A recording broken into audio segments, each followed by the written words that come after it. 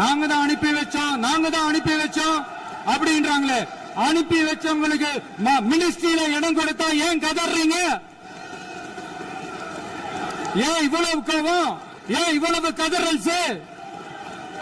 இதுல இன்னொரு முக்கியமான விஷயம், மார்க்சிஸ்ட் கம்யூனிஸ்ட் கட்சி நமக்கு ஆதரவு கொடுத்தது சுயேட்சையா எடுத்த முடிவுன்னு சொல்றாங்க. அதே மாதிரி இந்திய கம்யூனிஸ்ட் கட்சி நமக்கு ஆதரவு கொடுத்தது சுயேட்சையா எடுத்த முடிவுன்னு சொல்றாங்க.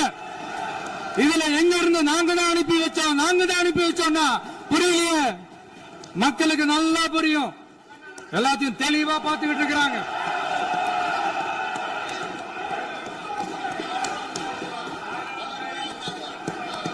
முதலமைச்சர் கண்டினியூ பண்ணலாம். மாண்பு முதலமைச்சர்